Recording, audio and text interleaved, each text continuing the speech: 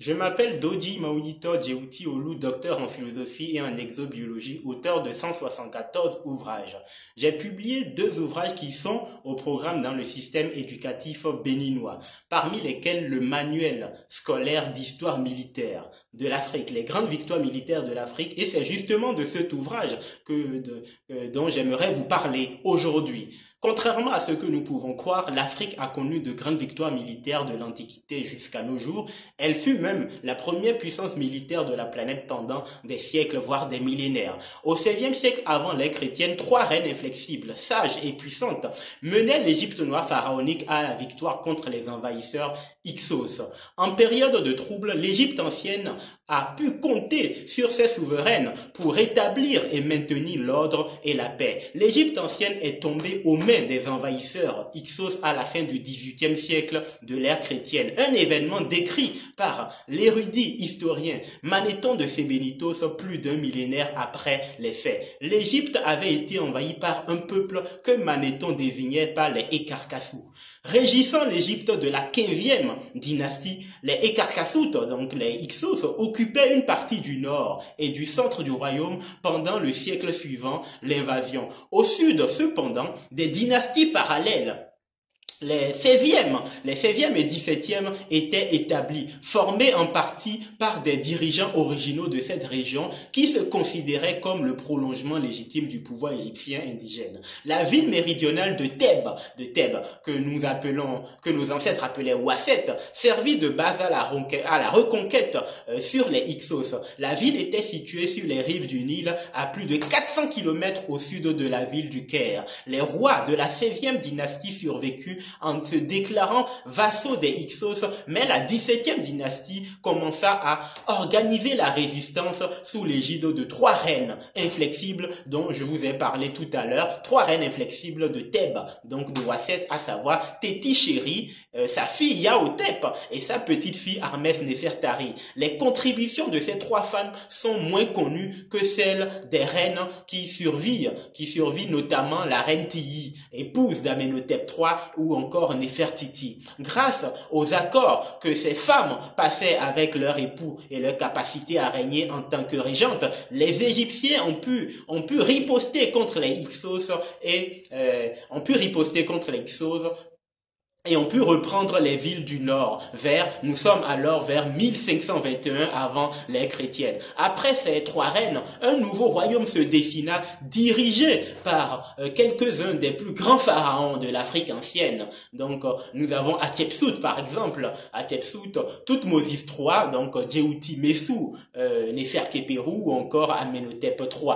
Donc nous pouvons également citer la victoire à Megiddo, la victoire à Megiddo de l'Afrique contre des envahisseurs étrangers. La bataille de Megiddo qui se déroula au 28e siècle du calendrier africain, nous sommes au 15e siècle avant l'ère chrétienne, opposa l'armée de l'Égypte noire pharaonique commandée par Djéouti Messou Néferkhéperou, donc Thoutmôsis III, à une coalition syro-sémitique dirigée par le roi de Kadesh. Si la bataille de Kadesh, qui se solda par une victoire africaine, et qui a eu lieu au 30e siècle de l'ère africaine, soit au 13e siècle avant l'ère chrétienne, est la première bataille documentée par des sources antiques, des textes et des images gravés sur des murs des temples égyptiens sous l'ordre de Ramessou II. Donc la bataille de Megiddo reste néanmoins la première bataille de l'histoire dont les détails très précis nous soient connus. La victoire fut égyptienne. L'ennemi se réfugia à Megiddo, qui se rendit après un siège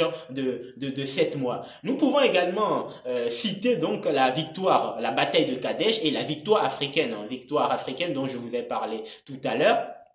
Donc, elle est la première bataille documentée de l'histoire. Il fut un temps où l'Afrique possédait la plus grande armée du monde. Prenant de court ses ennemis, donc l'armée hittite semblait inarrêtable lorsqu'elle a affronté l'Égypte dans ce qui est aujourd'hui considéré comme la plus grande bataille de chars de tous les temps. Le site de la ville de Kadesh se trouve près de Homs, dans l'ouest de la Syrie. En 1275 avant l'ère chrétienne, donc elle était aux mains des Hittites.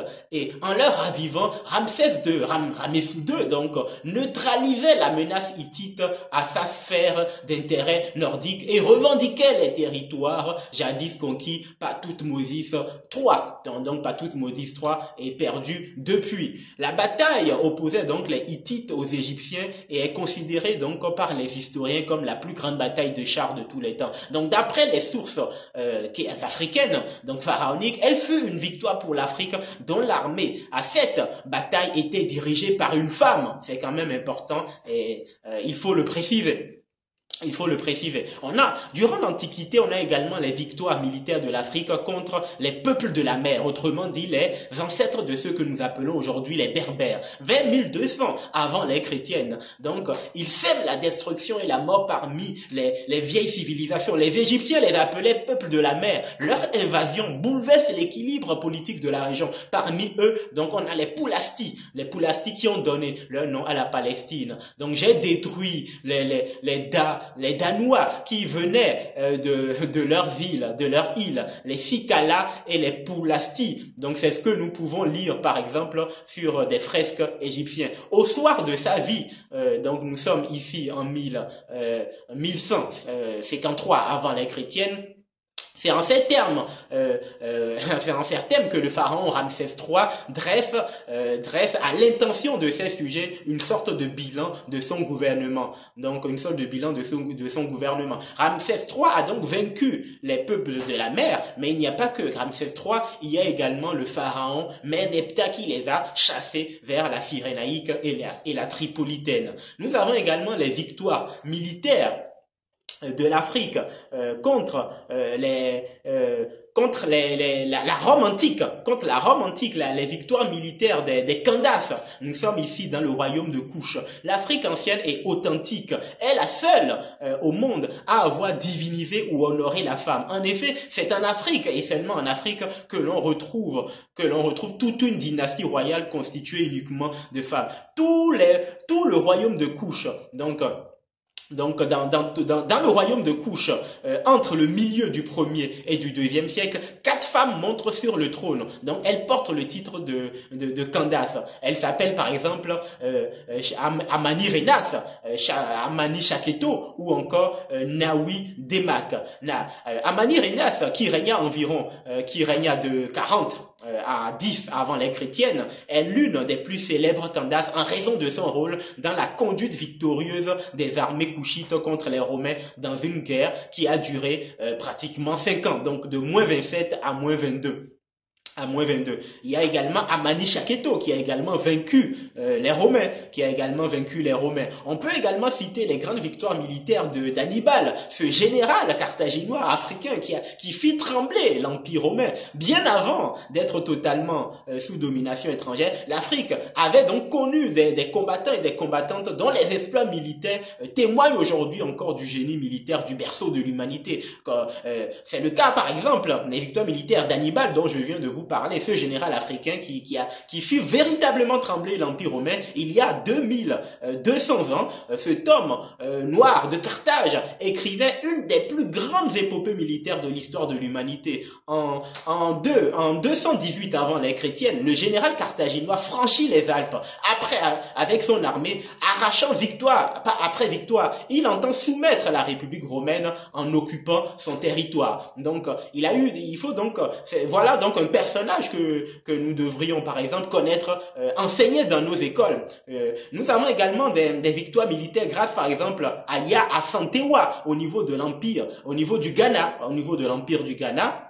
Nous avons par exemple la reine Amina, les grandes victoires militaires de la reine Amina au niveau du Nigeria actuel, Et il ne faut pas oublier, il ne faut certainement pas oublier les victoires militaires des Africains d'Haïti qui ont infligé à Napoléon Bonaparte sa première grande défaite, la bataille de Vertières, ou l'humiliante défaite de la plus grande armée du monde face aux Africains d'Haïti. Donc la bataille de Vertières s'est déroulée donc près du Cap français dans le nord port d'Haïti, donc le 18 novembre 1803. Donc elle oppose les troupes commandées par le général Rochambeau, donc envoyé par Napoléon, à celle du général Jean-Jacques Dessalines. Ce fut donc la dernière bataille de l'expédition de Saint-Domingue. Les résistances des troupes menées par Dessalines et de la 9e brigade commandée par par François Capois, qui les mène à la victoire finale, oblige Rochambeau donc à capituler.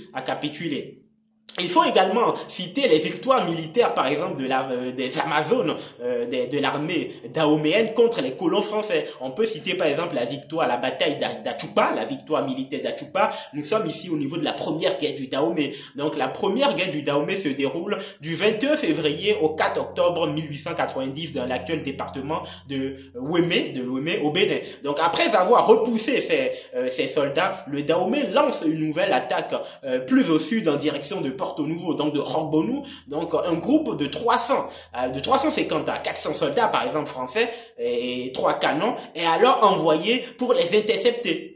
La bataille a lieu à quelques kilomètres de la ville d'Achupa, donc les fonds battent les Français, mais le reste des Français a le temps d'établir une solide position défensive qui résiste de 2 heures durant à plusieurs assauts. Finalement, les Français reculent. La bataille d'Achupa a eu lieu le 20 avril 1890, opposait donc la France au Dahomey lors de la première guerre du Dahomey.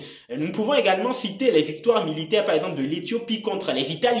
Le 1er mars 1896, nous avons la victoire militaire de l'empereur Ménélique II, donc sur les Italiens. Le 1er mars 1896, l'armée de l'empereur Ménélique II met en déroute les soldats italiens. La bataille d'Adoua clôt la première guerre italo-éthiopienne, donc débutée en 1885, et met provisoirement un terme aux ambitions coloniales italiennes en Éthiopie. On a la bataille d'Amba Alagi qui eut lieu justement en 1885, donc la victoire africaine en 1885 à Amba Alagi. Nous connaissons effectivement la victoire à Adoua, mais nous connaissons moins la victoire à Alagi. Par exemple, oui, l'Éthiopie infligea une cinglante défaite à l'Italie le 1er mars 1896 à Adoua, mais bien avant Adoua, l'Afrique humilia l'Italie en 1895 lors de la bataille d'Amba Alagi, toujours en Éthiopie. La bataille d'Amba Alagi en 1895 est le premier affrontement important de la campagne qui oppose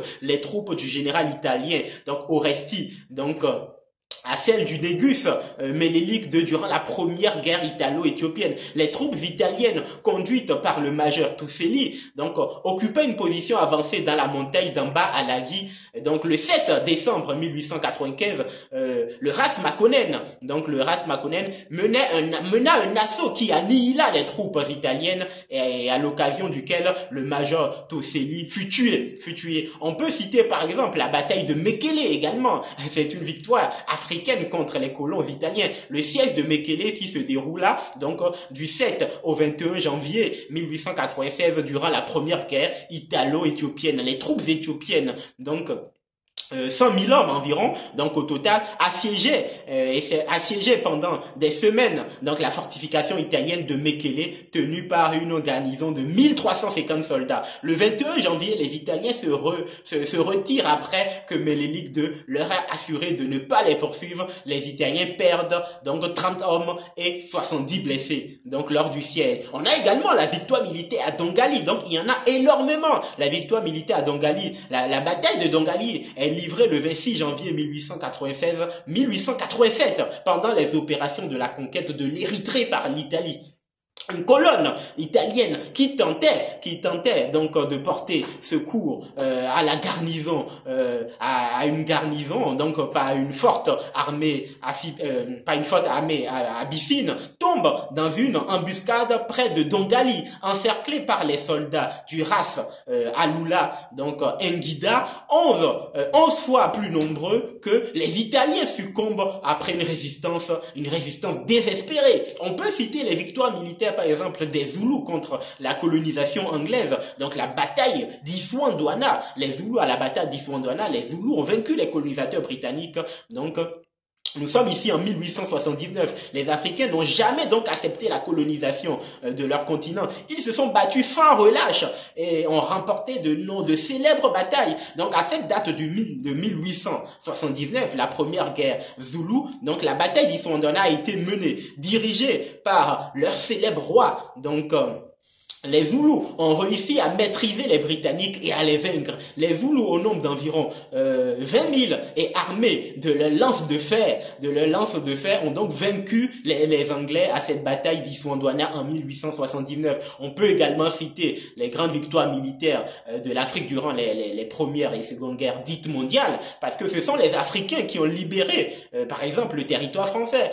Sans, par exemple, les victoires militaires, par exemple, à Bir Hakeim, les victoires militaires en Provence, donc la France n'aurait pas été libérée du nazisme.